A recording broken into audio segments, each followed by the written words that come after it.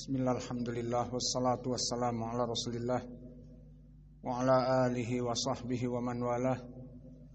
Wa ashhadu an la ilaha illallah wahdahu la syarikalah wa ashhadu anna muhammadan abduhu wa rasuluh, amma ba'du. Fadilatus siyam fil akhirah.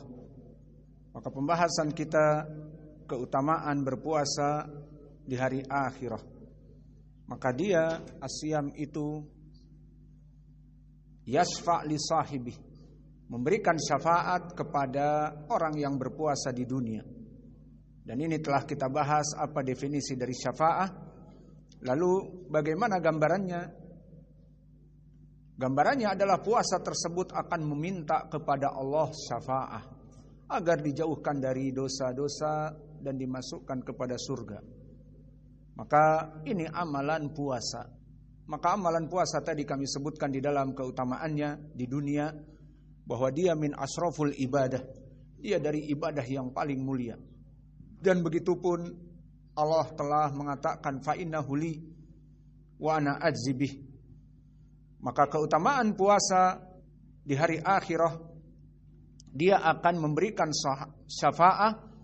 Dikeluarkan hadisnya oleh Imam At-Tabrani dari sahabat Abdullah bin Amr bin al-As, bahwa Nabi Muhammad sallallahu alaihi wa ala alihi wasallam bersabda, "As-siyamu wal Qur'anu yaumal qiyamah yasfa'an lil abdi."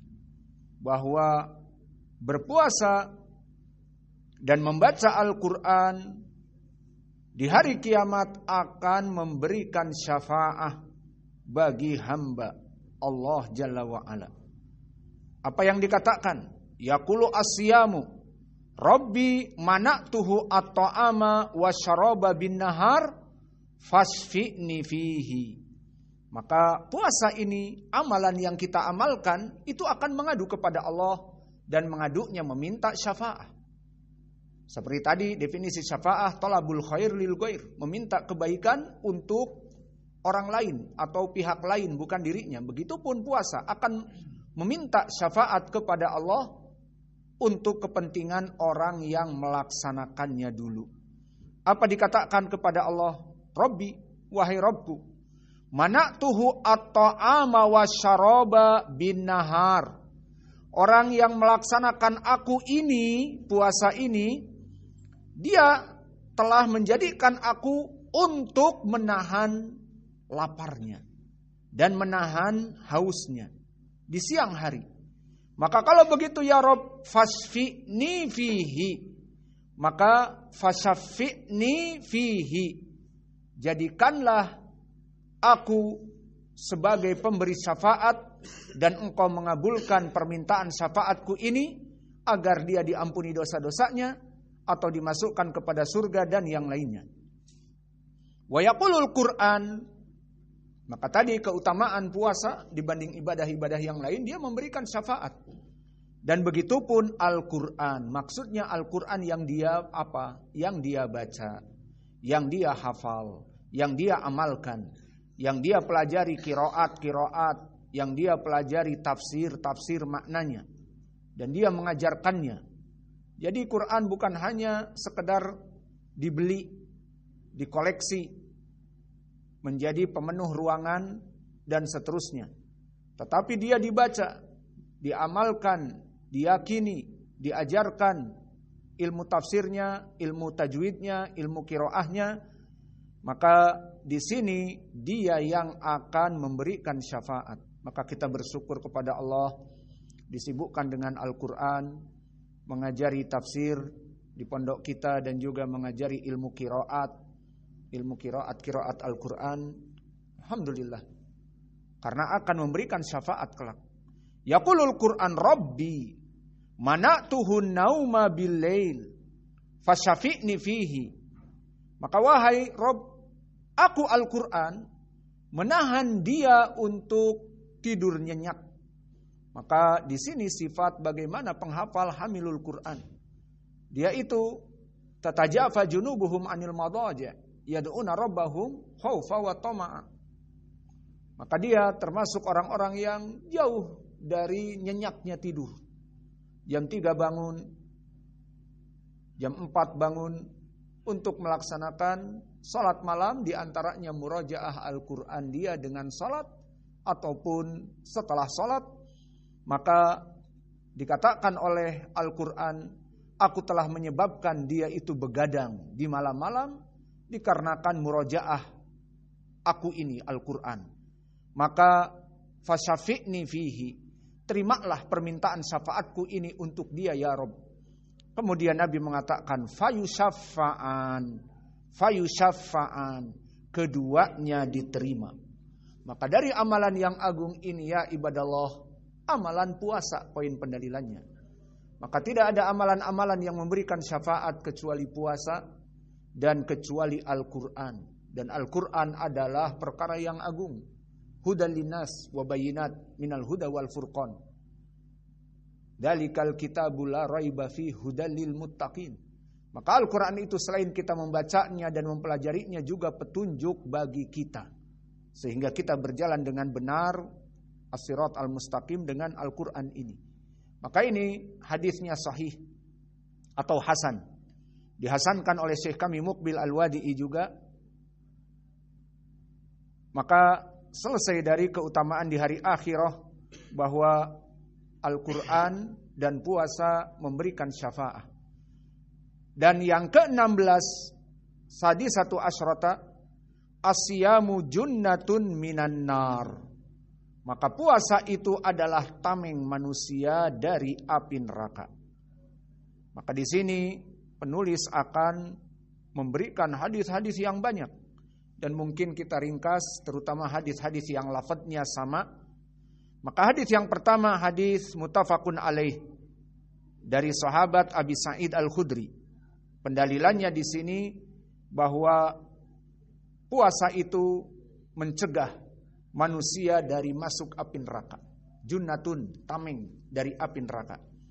Maka dari Abi Sa'id Al-Khudri, aku mendengar Nabi Muhammad sallallahu alaihi wasallam yaqul, "Man shoma yauman fi sabilillah ba'adallahu wajhahu anin nar sab'ina kharifa." Barang siapa yang seseorang satu hari saja dia berpuasa, hanya satu hari saja, namun dengan catatan fisabilillah, dia puasanya untuk mendapatkan wajah Allah, ba'adallahu wajhahu anin nar, Allah akan menjauhkan wajahnya dari api neraka dengan puasa satu kali saja, satu hari. Sab'ina kharifan, 70 kharif. Kharif itu didefinisikan dengan tahun, dengan musim. Yang musim itu kebanyakan setahun sekali. Maka 70 tahun dia dijauhkan wajahnya dari api neraka. Ini pendalilan yang jelas. Ini hadis muttafaqun alaih. Dan di hadis yang berikutnya, kedua, diriwayatkan Nasa'i dari Abi Hurairah. Kalau tadi muttafaqun alaih dari Abi Sa'id, sekarang dari Abi Hurairah diriwayatkan Nasa'i dengan sanad yang sahih. Berkata Rasulullah sallallahu alaihi wa ala alihi wasallam, "Man shoma yauman fi sabilillah zahzaha Allahu wajhahu anin nar bidzalikal yaum sab'ina kharifa." Barang siapa yang berpuasa satu hari saja, Allah jauhkan wajahnya 70 tahun. Maknanya sama seperti hadis muttafaqun alaih. Hadis yang ketiga datang dari Utsman ibnu Abil As Ats-Tsaqafi, yang mana dia juga dari sahabi yang agung. Maka berkata Utsman, aku mendengar Nabi Muhammad SAW bersabda, "Asyamu junnatun minan nar, kajunnati ahadikum minal qital."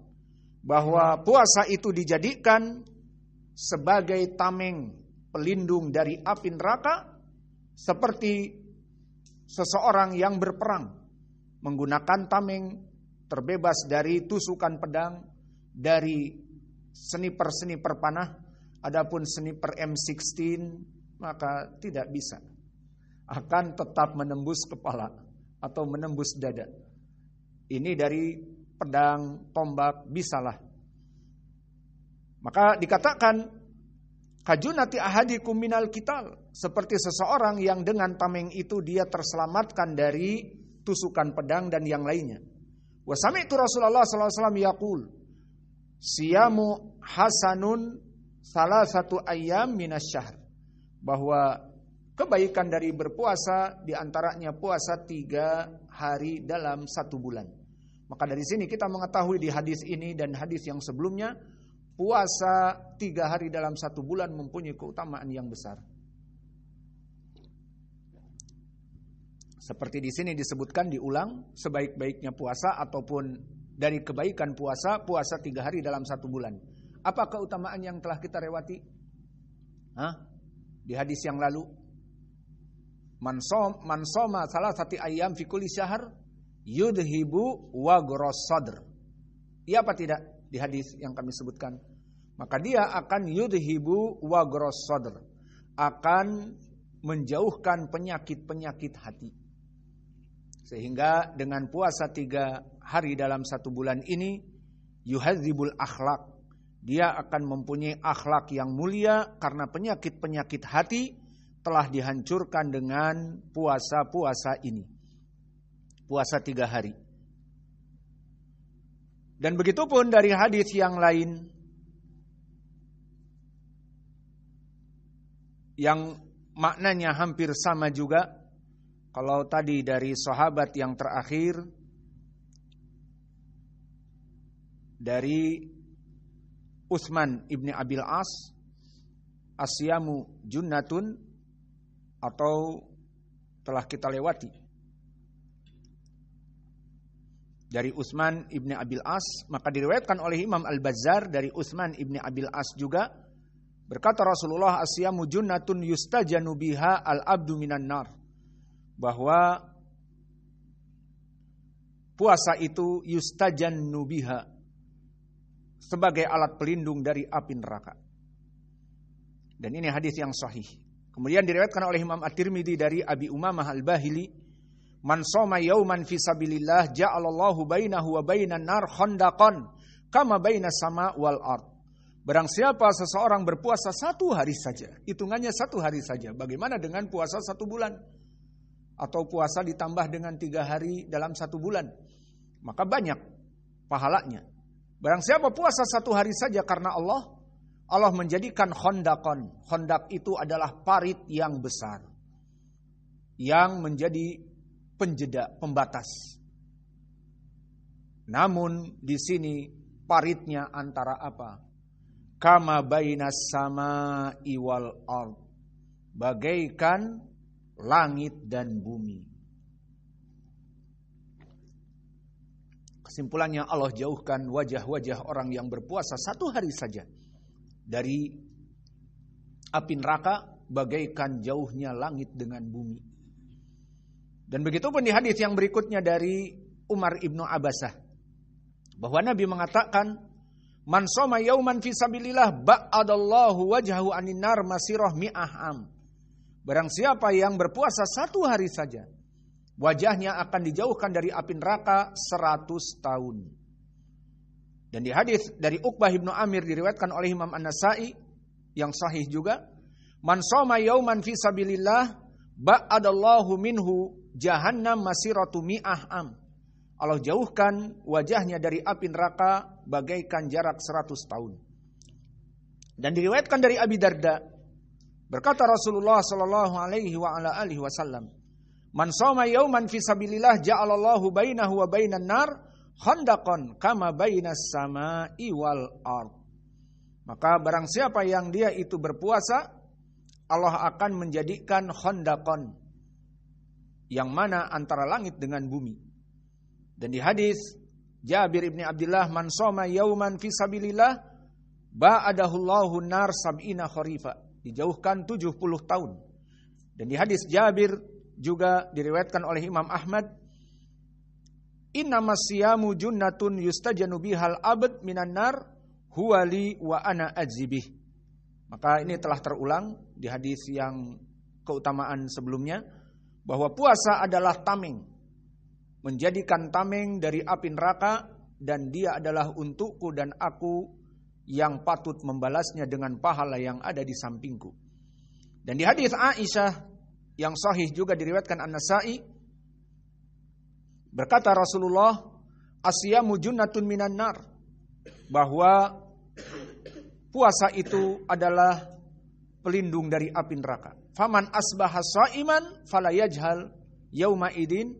Maka jika dia dalam keadaan berpuasa, jangan mengatakan, mencela, kamu bodoh dan seterusnya. Wa in imru'um jahila alaihi fala yastamhu wala yasubhu. Maka jika ada yang mengejek, jangan kamu membalas mengejeknya dan menghinanya. Wal yaqul inni shaimun. Katakanlah aku orang yang puasa. Waladi nafsi Muhammadin biyadih la khulufu fami shaimi atyabu indallah min rihil misk. Maka ini pun telah terulang di hadis Hudzaifah yang muttafaqun alaih, di hadis Abi Hurairah yang muttafaqun alaih. Maka bau mulut dari lambung orang yang berpuasa, maka dia itu lebih harum daripada rihil misk. Maka selesai dari keutamaan di hari akhirah, orang yang berpuasa dilindungi oleh puasanya dari api neraka. Dan kita masuk kepada hadis yang ataupun bab yang ke-17 dari keutamaan di hari akhirah, ar-rayyan lis-shaimin. Apa maknanya ar-rayyan lis-shaimin? Ar-rayyan di sini adalah nanti dinamakan dengan pintu rayyan. Yang mana ar-rayyan diambil dari ar-rayyan yarwi rayyan. Dari yarwi maknanya pelepas dahaga. Maka dinamakan pintu rayyan karena di beberapa riwayat disebutkan di saat masuk kepada pintu rayyan akan diberikan air minum. Jika diminum dia tidak akan pernah haus selamanya. Ar-rayyan lis-shaimin. Maka surga dari pintu masuk rayyan untuk orang-orang yang berpuasa. Pendalilannya hadis yang muttafaqun alaih dari Sahal ibn Sa'ad. Inna fil jannah baban yuqallu lahu rayyan. Bahwa di surga itu ada pintu, dinamakan pintu ar-rayyan. Namanya ar-rayyan. Yadkhulu minhu as-shaimun. Yang hanya khusus spesialis dimasuki orang-orang yang berpuasa. Yaumal qiyamah, pada hari kiamat kelak. La yadkhulu minhu ahadun ghairuhum. Tidak ada yang masuk kepada ar-rayyan kecuali orang yang berpuasa saja. Fayuqalu aina shaimun. Maka rayyan ini akan berteriak-teriak memanggil. Mana orang-orang yang spesialis dulu melaksanakan ibadah puasa? Fayakumun, maka mereka akan masuk. La yadkhulu minhu ahadun ghairuhum. Tidak akan pernah masuk kepada pintu rayyan untuk masuk surga kecuali spesifik orang-orang yang berpuasa. Fa idza dakhalu, jika mereka masuk, ughliqa falam yadkhul minhu ahadan. Jika telah ditutup pintu rayyan, tidak akan masuk lagi orang-orang yang berpuasa. Maka inilah keutamaan dari ar-rayyan lis-shaimin. Dijadikan bab oleh penulis keutamaan dari orang yang berpuasa hanya masuk ke pintu rayyan. Lalu pertanyaannya di sini, bisakah seseorang itu masuk dari pintu surga yang bukan hanya rayyan? Bisa. Seorang yang spesifik melaksanakan salat dipanggil dari pintu salat. Yang melaksanakan jihad, spesifikasi amal-amalnya jihad, maka akan masuk kepada pintu jihad. Dan spesifik mengamalkan sedekah, akan dimasukkan melewati pintu sedekah. Jadi bisa seseorang dipanggil dari berbagai pintu.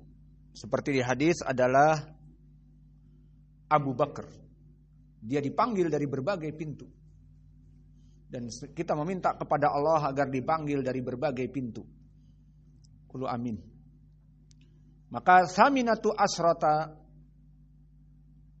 yang ke-18, min asbabi dukhulil jannah. Maka dari keutamaan berpuasa penyebab masuk kepada surga. Dan hadis untuk permasalahan ini banyak. Maka seperti biasa kita hanya membaca wajah pendalilan dan sahabatnya. Maka yang pertama datang hadis muttafaqun alaih. Dan pendalilannya di sini seperti hadis yang kami sebutkan bahwa bisa jadi seseorang dipanggil untuk masuk surga dari berbagai pintu, tidak mesti royan. Namun poin pendalilannya di sini, penyebab masuk surga ada pintu royan yang mana puasa, orang-orang yang berpuasa akan dipanggil dari pintu royan. Maka jika kita berpuasa setiap bulan Ramadan, insya Allah kita akan dipanggil dari pintu royan. Apalagi yang ditambah dengan puasa-puasa sunnah dalam setahunnya. Maka poin pendalilan di sini akan disebutkan nanti royan berulang dan ibadah-ibadah yang lain yang menyebabkan masuk surga dari pintu-pintu yang lain. Dan ini pendalilan dari jawaban kita pertanyaan tadi, bisakah seseorang dipanggil dari pintu yang lebih dari satu? Bisa. Semoga kita menjadi orang tersebut. Amin. Diriwayatkan dari Abi Hurairah, muttafaqun alaih, bahwa Nabi Muhammad SAW berkata, "Faman kana," atau "nudiya min abwabil jannah." Man anfaqa zaujain fi sabilillah nudiya min abwabil jannah. Barang siapa yang menginfakkan zaujain, berpasangan, dan maknanya ditafsirkan oleh para ulama dalam jumlah yang maknanya banyak, bukan sedikit. Bersedekah fi sabilillah, nudiya, dia akan dipanggil min abwabil jannah, dari pintu surga. Wahai orang yang bersedekah, masuk lewat pintuku. Ya Abdullah, hada khairun, faman kana min ahli shalah du'iya min babis shalah. Maka orang yang melaksanakan salat, dan kita alhamdulillah melaksanakan salat tiap hari, dari kewajiban yang 5 waktu ditambah nanti nawafil dan salat malam dan salat duha, insya Allah kita akan dipanggil dari pintu salat juga. Du'iya min babis shalah. Wa man kana min ahlil jihad du'iya min babil jihad. Dan mereka yang terbunuh jihad dengan catatan fi sabilillah, maka dia akan dipanggil di pintu jihad dan di pintu salat. Dia juga orang yang salat dan di pintu dari puasa. Namun dengan catatan jihadnya fi sabilillah. Adapun jihad dengan alasan membela partainya, partai politiknya, membawa bendera partai politik, kemudian ribut dengan partai yang lain, saling berbunuhan, ini namanya bukan mati fisabilillah, mati konyol. Maka bukan jihad. Wa man kana min ahli siyam, ini poin pendalilan kita. Du'iya min babi royan, akan dipanggil dari pintu bernama royan. Dikatakan, wahai orang yang berpuasa, masuklah lewatku. Wa man kana min ahli sadaqah, orang yang spesifik sedekah. Subhanallah, ada dari manusia yang spesifik sedekah, dia tajir kabir. Ahlu sunnah, alhamdulillah ngaji sekarang mungkin dengan kesibukannya bisnismen, hanya bisa dilewat YouTube ataupun online streaming.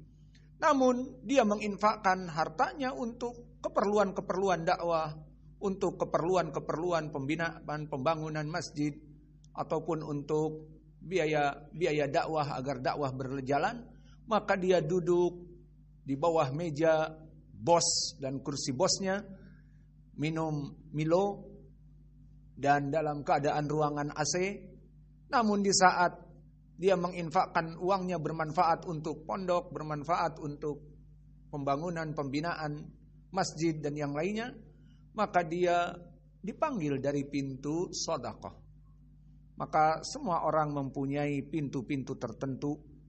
Dan orang-orang yang mampu bersedekah, mampu berjihad, mampu berpuasa, mampu sholat akan dipanggil dari berbagai pintu. Maka di sini poin pendalilannya. Faqala Abu Bakar radhiyallahu anhu. Berkata Abu Bakar, bi abi anta wa ummi. Maka ini kalimat bi abi anta wa ummi, maknanya kalimat dia sangat mencintai Nabi. Aku jadikan bapakku dan ibuku sebagai pengorbanan untukmu. Maka ini adalah suatu ungkapan yang mana ibunya dan bapaknya dia korbankan untuk Nabi, itu maknanya, menunjukkan keagungan. Bi abi anta wa ummi, ya Rasulullah, ma ala man du'iya min tilkal abwab min daruratin. Maka apakah ada Seseorang yang diseru dari berbagai pintu. Wahai fulan, masuk sini. Yang satu lagi royan karena dia ahli puasa, dari sini. Pintu sedekah membuka, tangan lewat sini. Dia satu orang. Dipanggil dari berbagai pintu. Mau dibagi berapa? 5. Masuk lewat sini, lewat sini, lewat sini. Atau bagaimana? Ditanyakan kepada Nabi. Apakah ada yang dipanggil oleh pintu-pintu dan dia seorang diri, maksudnya dirinya sendiri dipanggil dari berbagai pintu, maka mau masuk lewat mana? Itu maknanya. Fahal yud'a ahadun min tilkal abwab kulliha? Qala Nabi, na'am wa arju an takuna minhum. Masyaallah Nabi. Semoga kamu wahai Abu Bakar dari mereka. Dan prakteknya bagaimana? Lewat royan pun akan masuk surga, lewat pintu sedekah akan masuk surga, lewat ini akan masuk. Namun di sini adalah menunjukkan keutamaan Abu Hurairah, bahwa dia dalam sedekah number 1. Dalam keadaan apapun dia number 1. Bahkan hadis yang diriwayatkan oleh Imam At-Tirmidzi bisa naik kepada derajat hasan. Suatu hari Umar yang sangat cemburu selalu kalah dalam beribadah, didahului oleh Abu Hurairah dalam berbagai segi. Dan ini Abu Bakar, saya nyebut siapa? Abu Bakar sabqul lisan. Maka di sini Abu Bakar selalu number 1 daripada Umar, dan Umar selalu cemburu. Kenapa aku selalu kalah dalam beribadah dengan Abu Bakar ini? Karena Allah berfirman, fastabiqul khairat, berlomba-lombalah kalian dalam kebaikan. Akhirnya suatu hari dia pikir dia akan menang. Dia datang kepada Nabi di saat Nabi meminta bantuan kepada kaum muslimin untuk berjihad. Dibutuhkan perlengkapan senjata, kuda perang, dan pedang-pedang dan yang lainnya, peralatan untuk perang. Maka Umar bermusyawarah dengan anak dan istrinya. Ini harta semua aku berikan kepada Nabi. Aku sisakan kepada kalian untuk keperluan yang penting. Nih, untuk istri, anak, dan sebagainya. Ini sedikit tinggal.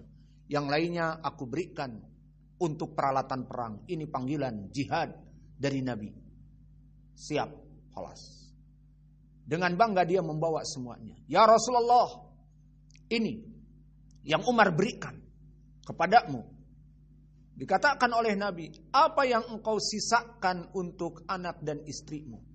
Ada, hanya untuk beberapa hari, atau yang jelas kami sisihkan untuk mereka makan dan minum. Diterima oleh Nabi. Kemudian setelah itu dia melihat Abu Bakar, maka dia merasa akan menang dari Abu Bakar. Maka Abu Bakar membawa hartanya juga. Ya Rasulullah, hada fi sabilillah. Ya Abu Bakar, mada khalafta li ahlik, apa yang engkau sisakan untuk keluargamu, anakmu dan istrimu? Allah, aku sisakan Allah, aku bertawakal kepada Allah. Maka Umar kembali merasa kalah. Aku masih menyisakan untuk anak dan istriku. Abu Bakar bertawakal kepada Allah, Allah yang Maha memberikan rizki, Maha mengetahui keadaan anak dan istrinya saat kelaparan. Maka aku kalah lagi. Begitulah para sahabat dulu. Maka antum pun begitu, berlomba-lomba dalam kebaikan dengan sahabat-sahabat yang lain yang ada di sini. Dari tidak tidur waktu pelajaran, dari memahami pelajaran, dari hadir terus dalam pelajaran, bermusabaqah dalam kebaikan. Dulu para sahabat mengamalkan ayat tadi, fastabiqul khairat, dan Allah berfirman wasari'u ila magfirati min rabbikum, maka berlomba-lombalah kepada kebaikan. Maka hadis ini hadis yang agung. Keutamaan dari Abi Hurairah diantaranya dipanggil dari berbagai pintu, dan poin pendalilannya jelas.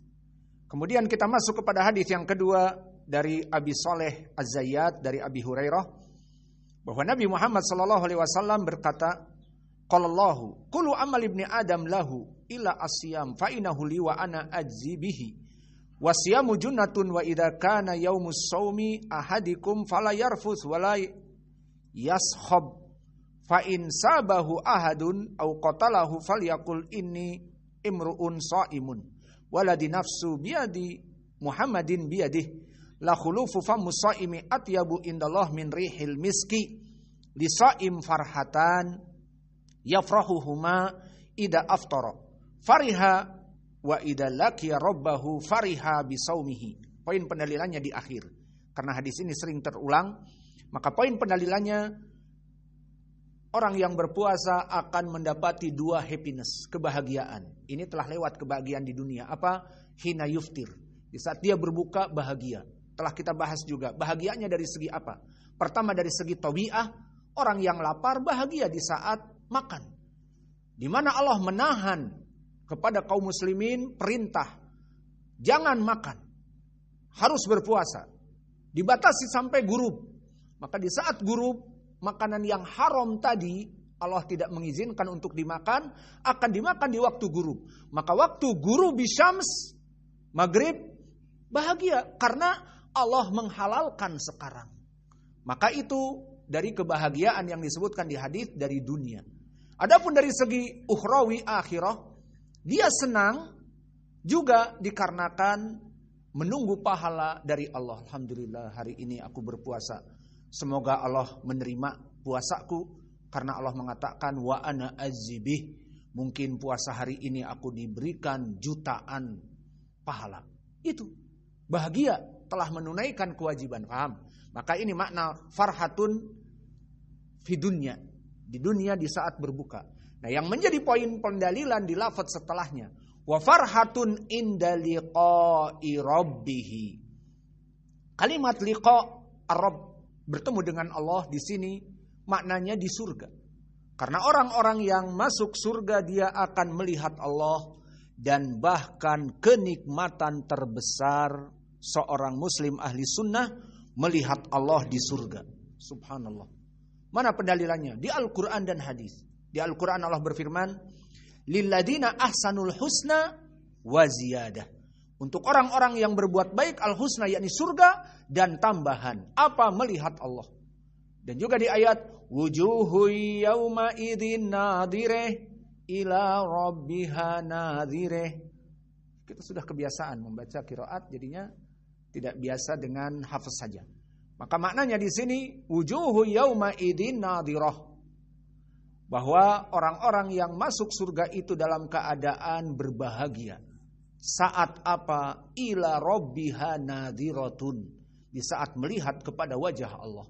Maka melihat wajah Allah adalah puncak kenikmatan prima. Mana dalilnya? Hadis yang diriwayatkan oleh Imam Muslim dari Suhaib ibnu Sinan. Di saat Nabi berkata, innallaha yatajalla li ahlil jannah. Di saat penduduk surga telah masuk surga, penuh kenikmatan, sibuk dengan menikahi bidadari, sibuk dengan makan apa yang dia inginkan, minum dengan apa yang dia inginkan, duduk bertelakan, menggunakan pakaian utur, apa yang dia inginkan diberikan. Sibuk dengan kenikmatan, sibuk dengan apa-apa yang Allah berikan. Kita berdoa, ya Rabb, Allahumma adkhulnal jannatak. Wahai Allah, Allahumma adkhulna jannatak. Wahai Allah, masukkanlah kami kepada surgamu. Qulu amin. Jadi yang hadir di sini bisa masuk bersama-sama ke surga. Disebutkan kemudian setelah itu, fayatajalla rabbuna jalla wa ala. Maka Allah menampakkan dan mengatakan dulu, ya ahlal jannah azidu lakum syai'an. Wahai penduduk surga, aku berikan kenikmatan yang lain dari apa yang kamu ada padanya. Apa kata penduduk surga? Ya Rabb, laqad bayatta wujuhana wa laqad najaitana minan nar. Wahai Allah, engkau telah membebaskan kami dari api neraka bagi yang pernah masuk api neraka, atau engkau telah menyelamatkan kami dari api neraka dan engkau memasukkan kepada surgamu yang penuh kenikmatan. Ayuni amin ba'da hada. Kenikmatan apa yang akan engkau berikan ya Allah di atas kenikmatan ini semua? Mereka tidak tahu apa yang Allah berikan kepada mereka setelah itu. Fayatajalla Rabbuna jalla wa ala. Allah menampakkan wajahnya kepada mereka. Apa setelah itu? Terkesiap seluruh penduduk ahlu surga. Walam yara bini'amin afdal min. Tidak pernah merasakan di surga selama ini sebelum melihat wajah Allah ada kenikmatan di atas itu semua. Melihat wajah Allah adalah high enough. Kenikmatan yang puncak prima. Tidak pernah dirasakan. Maka mereka melongo, merasakan kenikmatan yang selama ini belum pernah. Jadi penduduk ahlu surga mempunyai kenikmatan di atas kenikmatan. Naam, apa melihat wajah Allah?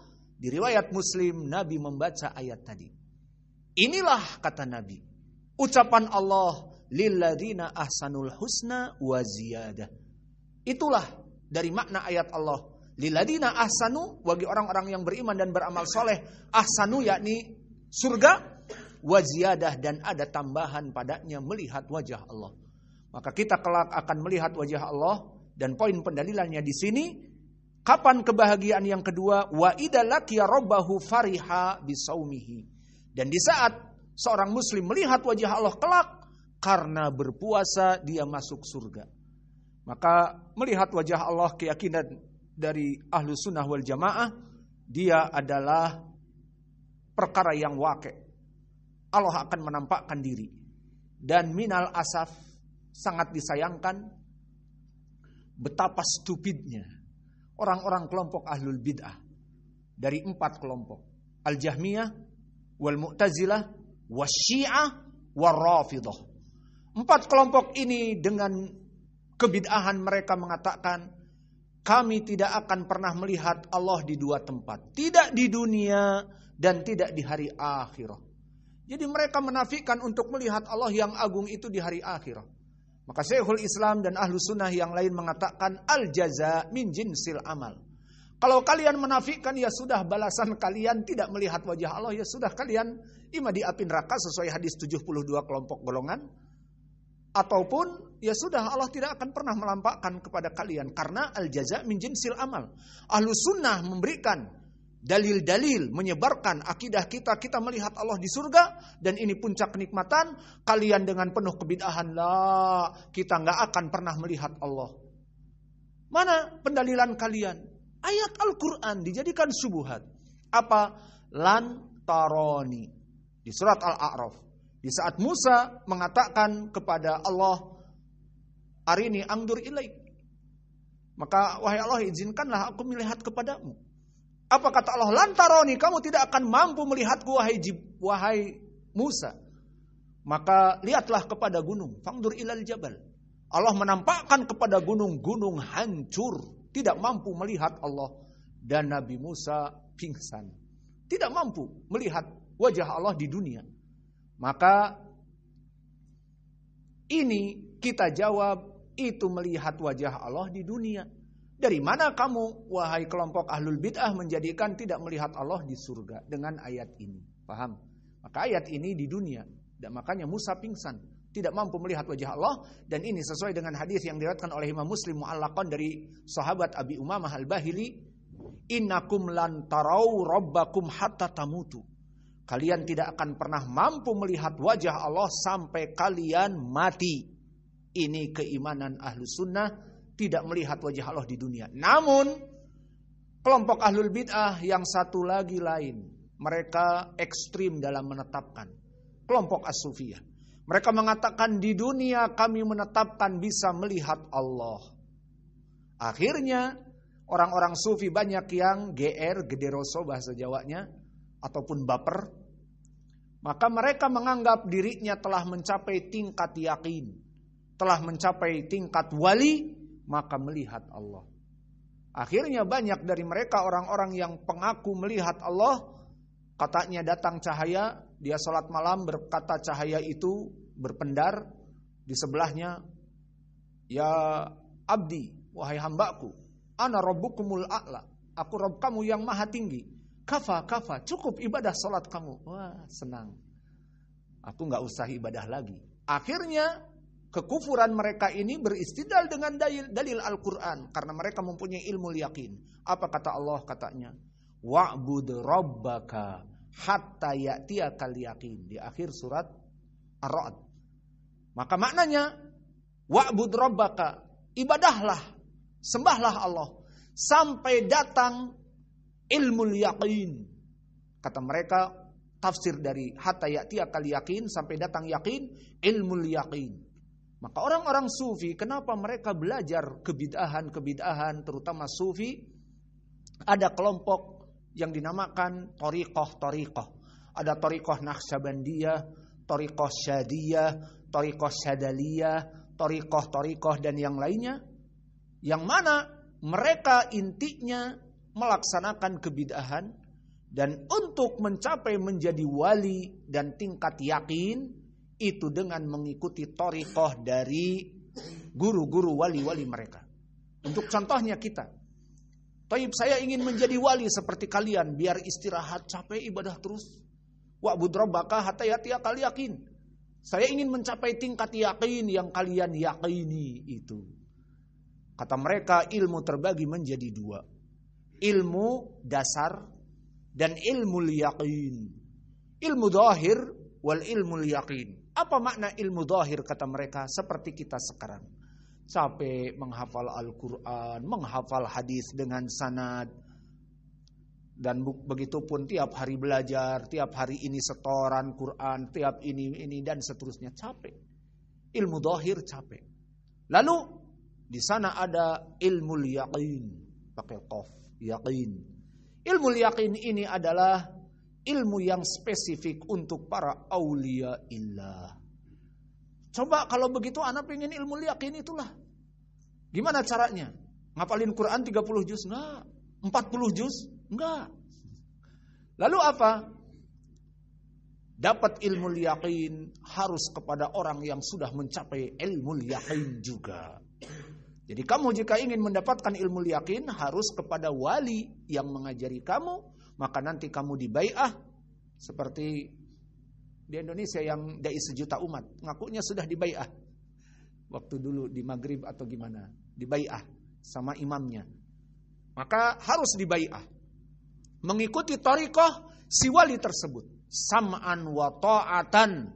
Bahkan dengan istilah, kamu sekarang mengikuti aku bagaikan mayit di atas orang yang mengkafani. Jadi orang yang mengkafani, si gurunya dari thariqah ini, kamu harus mengikuti. Jadi bagaimana? Laksanakan wirid la ilaha illallah 1000 kali. La ilaha illallah, la illallah, la illallah 1000 kali. Udah sampai 1000 nih wali. Tambah lagi, sholli ala Muhammad 1000 kali. Allahumma sholli ala sayyidina Muhammad 1. Allah terus sampai 1000. Setelah selesai 1000, amal lagi ibadah yang lain. Baca surat Yasin 1000. Wah, surat Yasin panjang 1000. Ya sudah beberapa hari. Kesimpulannya, dia melaksanakan kebid'ahan. Karena mengikuti thariqah ini. Atau kamu berzikir dengan berjingkrak-jingkrak. Akhirnya berjingkrak-jingkrak, kemudian dimasukkan musik. Maka di tempat orang-orang as-sufi ada musik-musik. Dan bahkan di luar negeri disewa pub dengan musik diskonya, kemudian diisi Allah, joget semua kelompok Naqsabandiyah tersebut dengan imamnya yang berjingkrak-jingkrak. Itu ibadah seperti apa? Yang penting ikut imamnya tadi.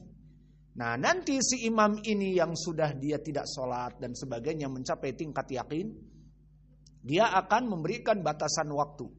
Akhirnya misalnya sudah sekarang kamu melaksanakan puasa beberapa hari dan seterusnya, akhirnya selesai, akhirnya datanglah orang ini, sudah kamu cukup, sudah dilantik atau besok kita lantik menjadi wali, maka diberikan syahadah wali, diberikan, maka dibaiat, diberikan nanti syahadah sertifikat wali.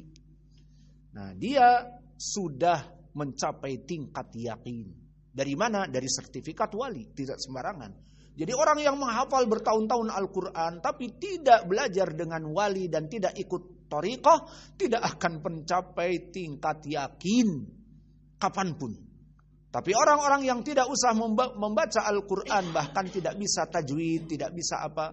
Yang penting tadi Allah, mengikuti thariqah Naqsabandiyahnya mereka atau Syadzaliyah atau yang lainnya. Maka jika sudah mendapatkan baiat dan mendapatkan tazkiyah, mencapai tingkat yakin, ya sudah. Namun apa faidahnya? Wa'bud rabbaka hatta ya'tiyakal yakin. Kamu ini bebas dari taklif. Sehingga yang diharamkan tidak haram, yang diwajibkan sudah tidak wajib. Karena wa'bud rabbaka, ibadahlah kepada Allah hatta sampai apa? Mencapai yakin. Difahami oleh mereka yakin adalah ilmul yakin. Maka ini kelompok yang sesat. Bahkan Ibnu Katsir di dalam tafsir ayat ini, mereka mulahadah, telah keluar dari Islam. Lalu jawabannya, yakin yang diinginkan di sini apa? Maut. Jadi awas, jangan yakin itu ilmu yakin seperti mereka. Tetapi dia adalah maut. Paham? Maut. Maka jika ditafsirkan dengan maut, tidak ada yang mampu menjadi wali. Akan sampai mati maknanya. Dan inilah yang benar. Nah, di sini pentingnya kita salaf mentafsirkan Al-Quran dengan Al-Quran. Dan mentafsirkan Al-Quran dengan tafsiran salaf. Lalu tafsir ayat ini, mana pendalilannya dari salaf? Ayat ini ditafsirkan dengan ayat di surat Al-Muddatsir. Ma salakakum fi saqar? Qalu lam naku minal musallin wa lam naku nut'imul miskin wa kunna nakhudu ma'al khaidin wa kunna nukadzibu biyaumiddin hatta atanal yaqin. Sampai datang al-yaqin. Al-yaqin di sini maut. Di saat malaikat melempar mereka ke api neraka semuanya. Dikatakan apa yang menyebabkan kalian masuk api neraka? Tidak sholat, tidak ini, wa nakhudu ma'al khaidin. Kami duduk dengan kelompok sesat. Dan membiarkan kelompok itu menjadi besar karena masuk kami kepadanya dan yang lainnya. Kemudian disebutkan sampai kami mati. Nah, tafsir hatta atanal yakin di surat Al-Muddatsir mentafsirkan di dalam surat akhir dari surat Ar-Ra'd, wa'bud rabbaka hatta ya'tiyakal yakin, ibadahlah kepada Allah sampai mencapai tingkat yakin, maknanya kematian. Jadi bukan maknanya tingkat wali. Kembali kepada hadis, maka kelompok orang-orang as-sufiyah gulu ekstrim penetapan melihat Allah. Di dunia kata mereka melihat Allah, padahal salah.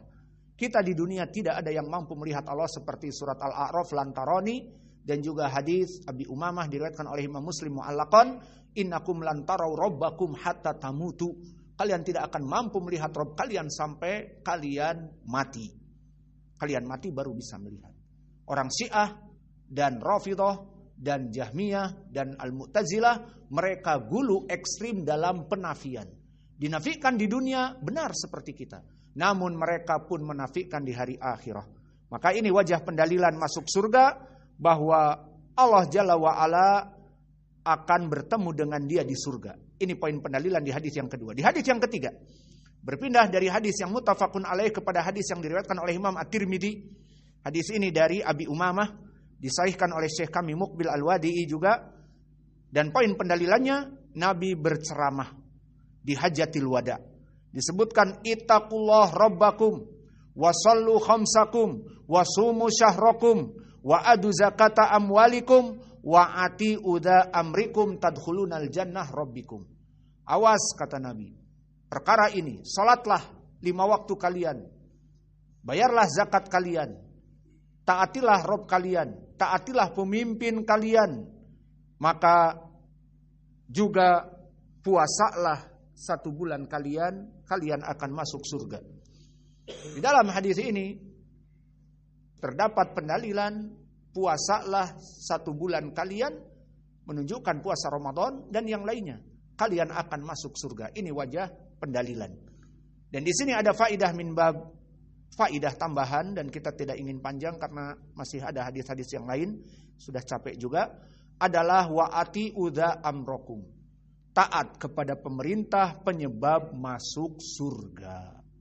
Jadi dari sini gampang ahlu sunnah itu. Dia hidup dimanapun, baik di Malaysia. Malaysia negara muslim, taat pada pemerintah. Selama pemerintah tidak mengajak kepada kekufuran, tidak mengharamkan sholat, dan seterusnya, taat kepada pemerintah. Begitupun di Indonesia. Pemerintah Indonesia sama. Taat kepada pemerintah. Maka lihat bagaimana gambaran Ahlus Sunnah. Taat kepada pemerintah, dia belajar, mengajar, melaksanakan sholat dan yang lainnya. Dan taat kepada pemerintah. Pemerintah mewajibkan untuk demikian, taati. Atau pemerintah menetapkan puasa tanggal demikian dan juga hari Id tanggal demikian, ikuti. Sesuai dengan hadis Nabi, sumu yauma yasumu an-nas, waftiru yauma yuftirun an-nas. Ini perintah dari pemerintah. Ya sudah, kita ikuti misalnya. Dan begitupun ibadah-ibadah yang lain yang tidak dilarang kita laksanakan. Maka Ahlus Sunnah orang yang paling nikmat ibadah mereka. Melaksanakan kewajiban-kewajiban Allah dan tidak kudeta dan tidak demo dan tidak melaksanakan penyelewengan kepada pemerintah, maka dia masuk surga. Namun lihat kelompok bid'ah seperti ISIS ataupun DITII N11 di Indonesia ataupun kelompok apa saja di Malaysia yang mungkin pernah terjadi. Maka mereka hidup di hutan-hutan dengan nyamuk untuk membunuh para polisi, para tentara, dan mereka merongrong dari pemerintah yang sah, ingin menggulingkan pemerintah, hanya punya senjata M16 saja, ingin berperang dengan tentara yang ribuan dan juga profesional, maka akhirnya mereka lari ke hutan-hutan, mengkafir-kafirkan pemerintah dan membuat huru-hara, dan jika ada anggota pemerintah yang lewat ditembak oleh mereka dan seterusnya, bangga, dipikirnya masuk surga. Maka lihat beda antara kita dengan mereka. Kita hidup di rumah kita, melaksanakan sholat berjamaah di masjid, melaksanakan puasa, taat kepada pemerintah kita, masuk Ramadan, ikuti pemerintah, keluar Ramadan, hari Idul Adha, ikuti pemerintah. Apalagi semuanya yang dianjurkan pemerintah kita ikuti. Hidup di rumah tentram dan masuk surga. Mana dalilnya tadi? Wa ati'u amrakum tadkhulul jannah rabbakum. Adapun kelompok ISIS, kelompok teroris, kelompok yang merongrong pemerintah, maka mereka berkeyakinan jihad fisabilillah. Hidupnya di hutan-hutan, hidupnya menyamar jadi demikian. Ada orang yang mencari karet ataupun mencari kayu bakar, dipikirnya polisi, dibunuh, ditahan, disandra, bla bla bla. Hidup mereka di hutan-hutan dalam keadaan kehujanan, kepanasan, bergelut dengan nyamuk dan lintah, tidak tentram, dalam keadaan tidur pun malam berjaga-jaga, takut ada tentara masuk dan sebagainya. Untuk apa? Katanya untuk mendapatkan surga. Maka lihat, kelompok ahlul bid'ah itu capek. Mereka seperti kelompok ahlul bid'ah sufi, berjingkrak-jingkrak, capek dalam ibadah atau berputar-putar dengan roknya yang panjang, berputar, capek. Ataupun dengan berteriak-teriak dalam bertahlil, bertahmid, dan seterusnya, capek. Ahlus sunnah nikmah. Maka inilah kenikmatan dari Ahlus Sunnah dan perbedaan dari kelompok orang-orang ISIS dan yang lainnya. Kita kelompok Ahlus Sunnah taat kepada pemerintah, beribadah, tentram hidup di dunia, tidak dikejar-kejar oleh pemerintah karena menyelisihi mereka. Kita masuk surga dengan taatnya kepada pemerintah ini. Adapun mereka beranggapan justru dengan menteror pemerintah, membunuh pemerintah, yang dikatakan oleh mereka kafir dan sebagainya, maka mereka hidup di hutan, sengsara, dan seterusnya. Nikmah Ahlus Sunnah ini. Maka mana poin pendalilan? Taatlah kepada pemerintah dan salatlah 5 waktu dan puasalah, kalian masuk surga. Ini poin pendalilannya. Dan begitu pun datang di hadis Abi Kutailah yang semakna. Dikatakan Nabi berkata di hajatil wada, la nabiyya ba'di wala ummah ba'dakum fa'budu rabbakum wa aqimu khamsakum wa sumu syahrakum wa ati'u wulata umurikum tadkhulunal jannah rabbikum. Ini jalan yang lain yang hasan. Maka maknanya sama. Dan begitu pun di hadis muttafaqun alaih.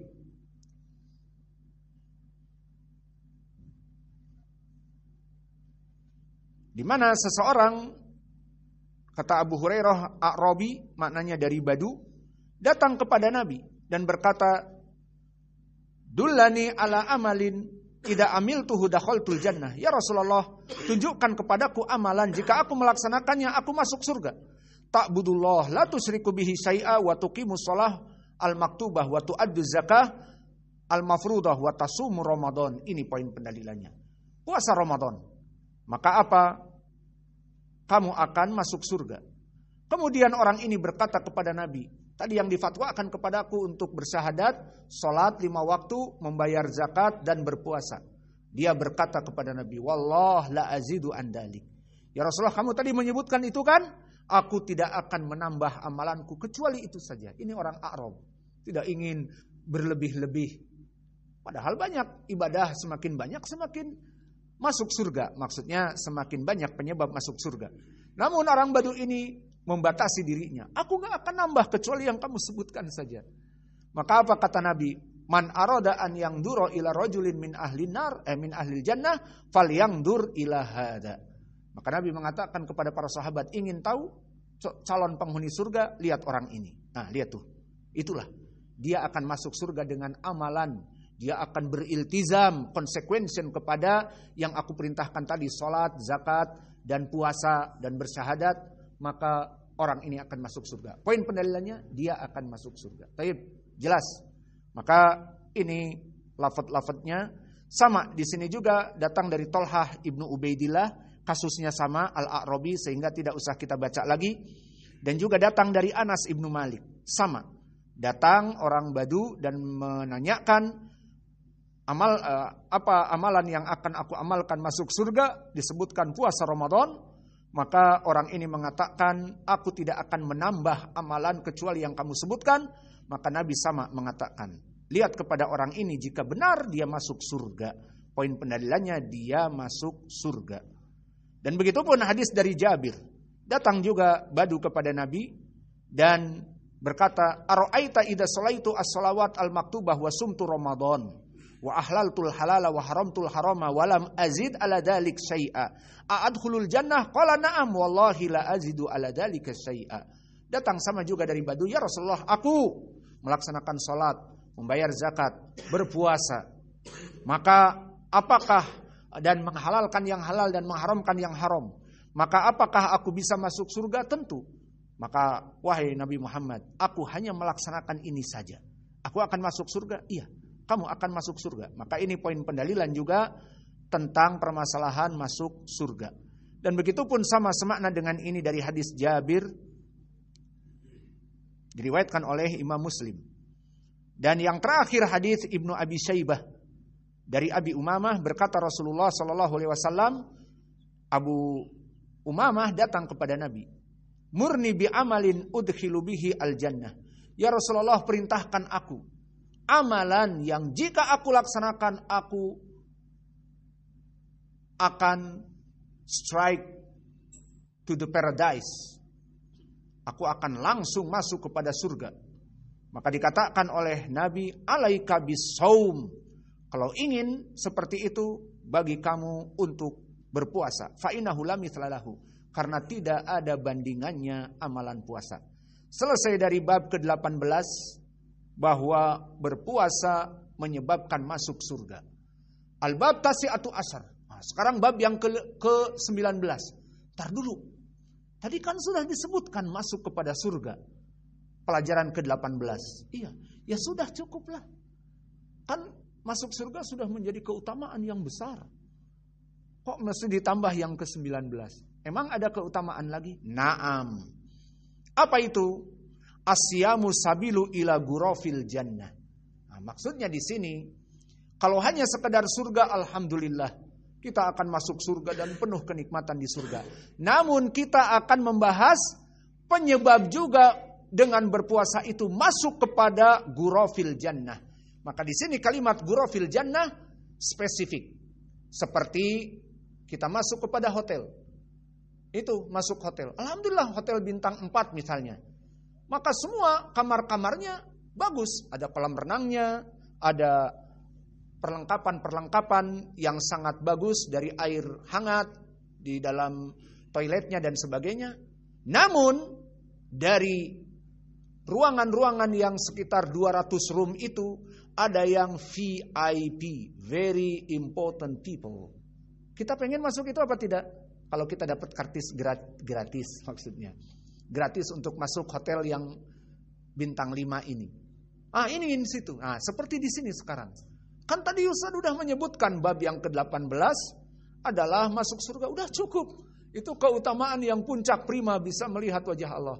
Di sini ada lagi apa?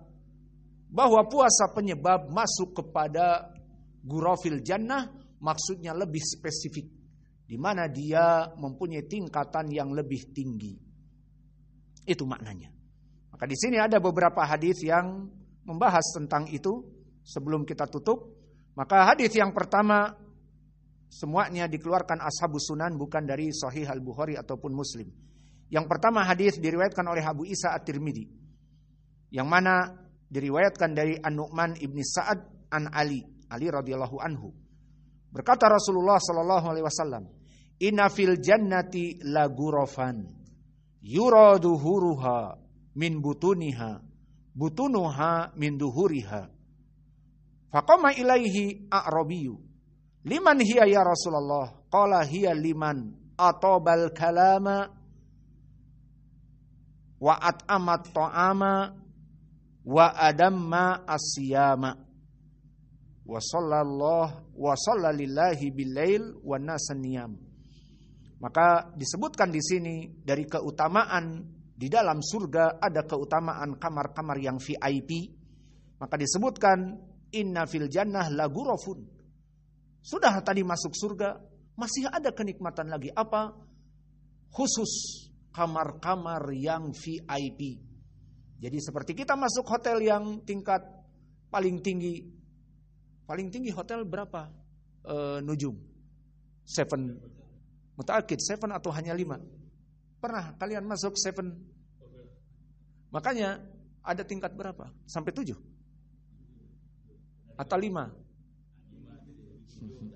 Al-muhim dengan kita masuk hotel dapat misalnya gratis hotel, karena kita tamu, silahkan di hotel bintang 5 sudah ada kolam renang, kita sudah senang. Namun di bintang 5 dari hotel itu ada VIP lain dengan yang lain. Apa itu? Wallah alam apa di dalamnya, yang jelas pingin kita masuk. Nah itu seperti ini. Maka kata Nabi, inna fil jannah la ghurafan, bahwa sungguhnya di surga itu ada kamar-kamar yang spesial, yang very important people. Maka datang orang Badu mendengar hadis yang agung ini.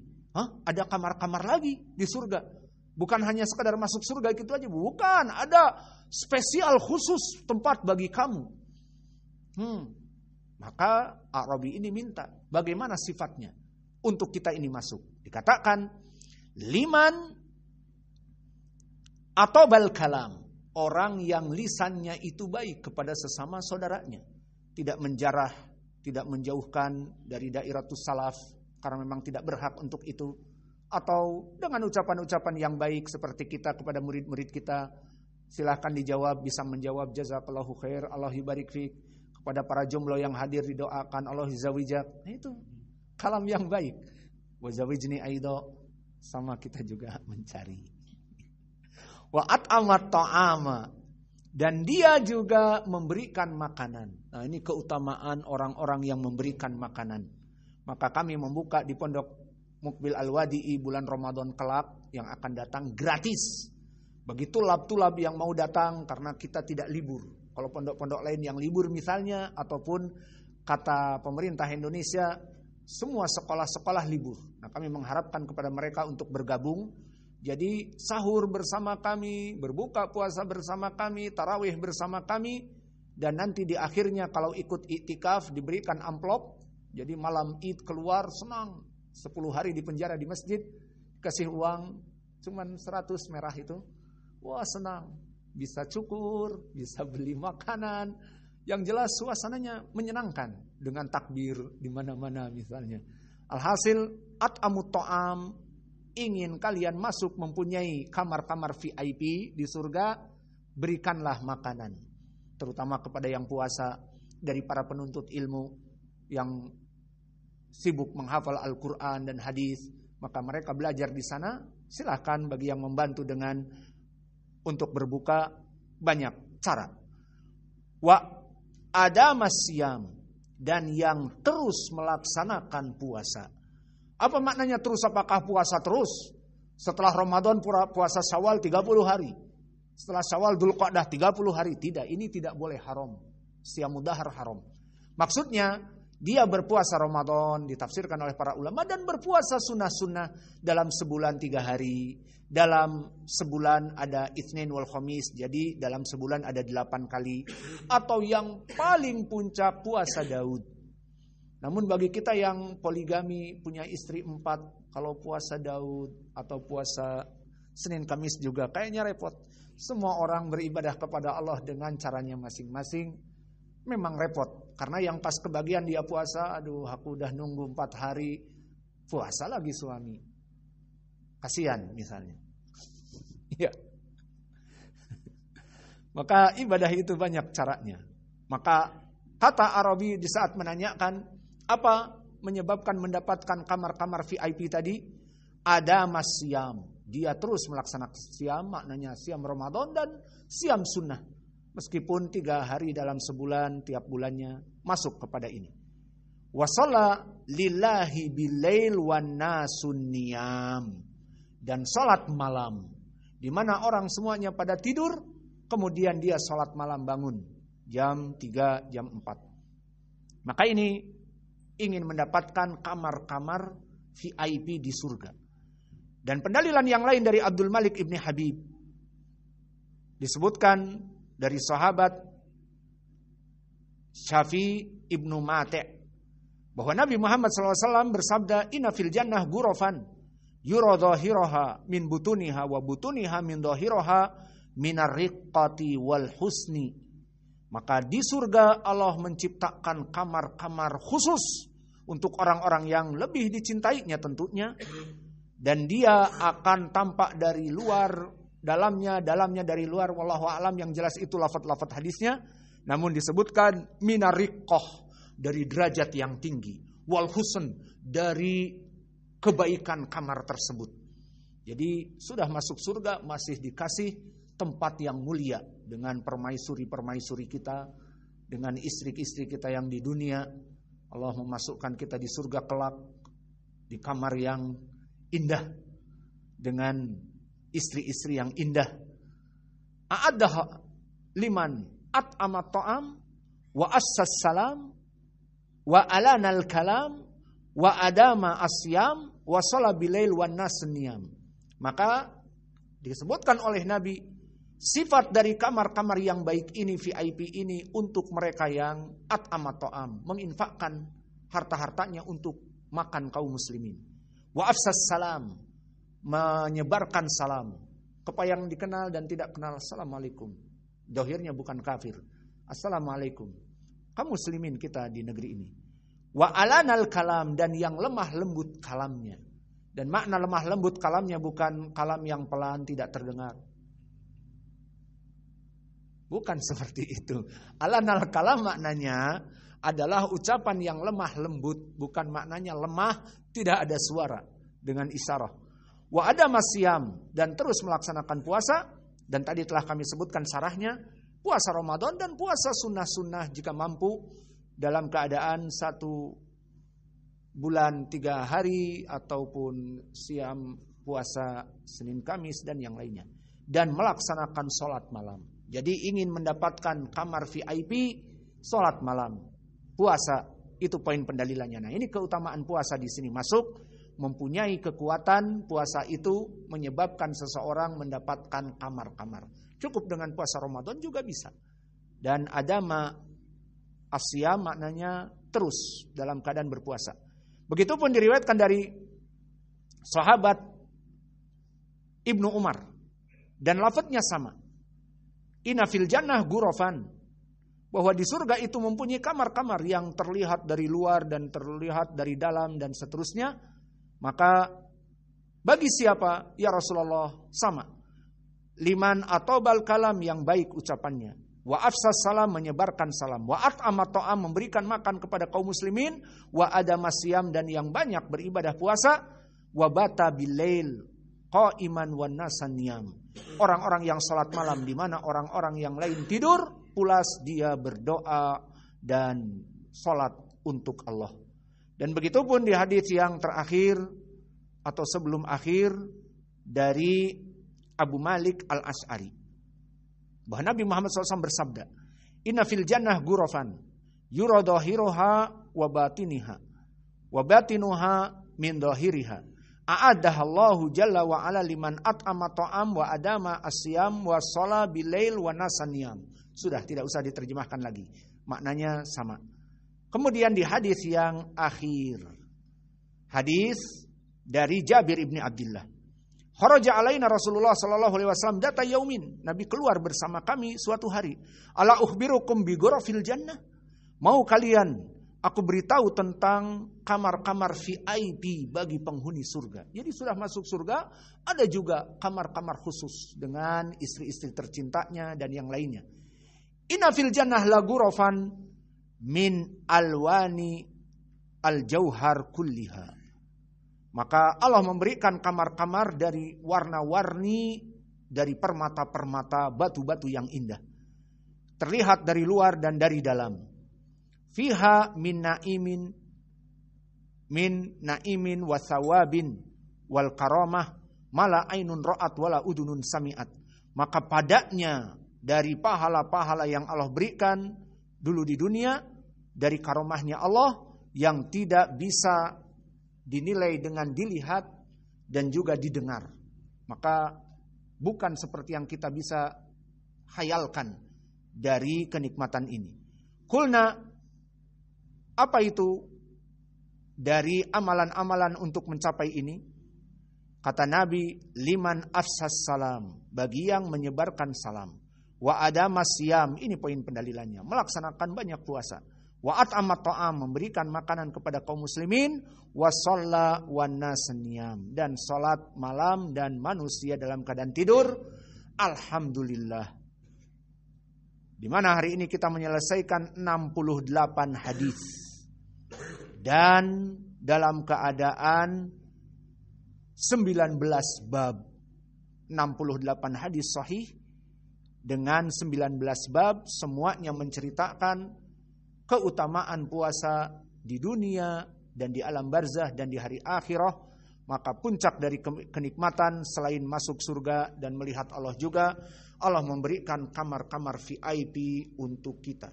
Dan itu bisa didapati dengan amalan tadi, yakni puasa. Alhamdulillah, dengan ini saya menutup kajian kita dan memberikan ijazah kepada yang hadir di sini untuk mengajarkan kepada anak-anaknya, istri-istrinya. Lalu yang jomblo gimana, Ustaz? Ya sudah, murid-muridnya kan bisa saja. Ya kan, itu kan bisa ngajarin nanti ke muridnya yang masih jomblo. Maka saya berikan syahadah mulai dari kanan kepada akhuna kenalan Abu Abdurrahman dan Abu Muhammad, Bang Norman dan Abu Ubaidillah dan Abu Sufyan dari Singapura, dari Johor, Abu Basir dan Abu Banyumas, Abu Sumayyah dari Indonesia tapi tinggal di sini, Abu Man ataupun namanya Saiful. Dari mana Saiful? Dari Johor Baru. Bapak siapa Bapak? Pak Ismail. Nah, saya berikan ijazah ini Pak. Kitab ini Bapak bisa mengajarkan ke anak cucu. Ini siapa? Ramli. Dari mana? Johor Baru juga. Ini kita tahu anaknya Bang Irin. Ini Abu Mujahid dan juga Bang Kamal dan Bang Arien. Kami berikan ijazah untuk bisa mengajarkan kitab ini, dipersilahkan untuk mengajarkan, dan seperti ini dulu salaf. Jika selesai dari kitab diberikan ijazah murid-muridnya. Maka Imam Al-Bukhari memberikan ijazah Setelah selesai kitabnya kepada Al-Firabri dan yang lainnya, ajarkan. Meninggal Imam Al-Bukhari, kitabnya tersebar sampai this time dari ilmu-ilmu mereka yang mengajarkan turun-temurun. Alhamdulillah wa naktafi ila huna wa jazakumullahu khaira wa barakallahu fi ilmikum subhanakallahumma bihamdika asyhadu an la ilaha illa anta astaghfiruka wa atubu ilaik. Insyaallah Allah mempertemukan di waktu yang lain. Kita akan membaca kitab yang lain juga insyaallah, dan dengan masyayikh juga.